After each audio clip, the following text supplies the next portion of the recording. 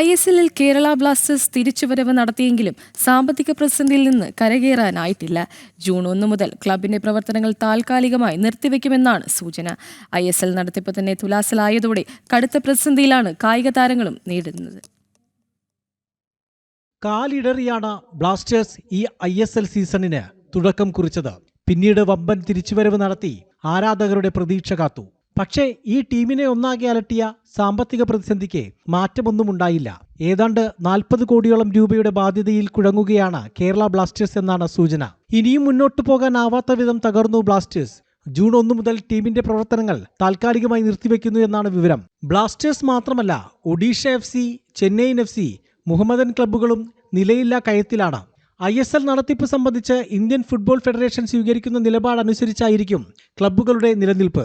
ഈ പ്രതിസന്ധി താരങ്ങളെയാകെ ബാധിച്ചതായും ഫോമിലേക്ക് ഉയർന്ന ഇപ്പോഴത്തെ ബ്ലാസ്റ്റേഴ്സ് ടീമിനെ നിലനിർത്താൻ സാധിച്ചാൽ അത് ഗുണം ചെയ്യുമെന്നും ബ്ലാസ്റ്റേഴ്സ് ഗോൾ കീപ്പർ താരം സച്ചിൻ സുരേഷ് ജനം TVയോട് പ്രതികരിച്ചു.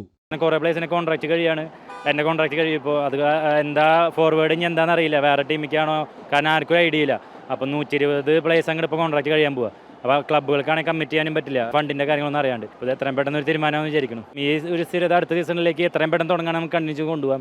അതല്ല ഇഞ്ചിൻ്റെ ആവുകയാണെങ്കിൽ വീണ്ടും ടീം ആകെ മാറും, ഭയങ്കര ബുദ്ധിമുട്ടാവും. അപ്പോൾ എത്രയും പെട്ടെന്ന് എല്ലാം ശരിയാക്കുമെന്ന് വിചാരിക്കണം. അവസാന മത്സരവും കഴിഞ്ഞ് ഗാലറി വിട്ടിറങ്ങിയ ആരാധകരും ഇതേ ആശങ്ക തന്നെ പങ്കുവച്ചിരുന്നു. പഴയ മികച്ച താരങ്ങളെ തിരികെ കൊണ്ടുവരണമെന്നും അവർ ആഗ്രഹിക്കുന്നു. ബ്ലാസ്റ്റേഴ്സ് എന്ന ടീം തന്നെ പിരിച്ചുവിടുമെന്നാണ് കേട്ടോണ്ടിരിക്കുന്നത്. പക്ഷേ ഏതവസ്ഥയെന്നറിയില്ല. അടുത്ത വർഷം കളി ഉണ്ടെങ്കിൽ നമുക്ക് ഇനിയും നന്നായിട്ട് കളിക്കാം. ലൂണയും നോയും കൂടെ വന്ന സെറ്റ് ആയിരിക്കും.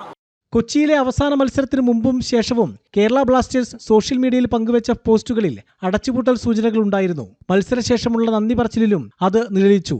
ISL ക്ലബ്ബുകളും IFFും തമ്മിലുള്ള തർക്കം പരിഹരിക്കാൻ മെയ് 22, 23 തീയതികളിൽ നിർണായക യോഗങ്ങൾ ചേരുന്നുണ്ട്. ജനം, കൊച്ചി.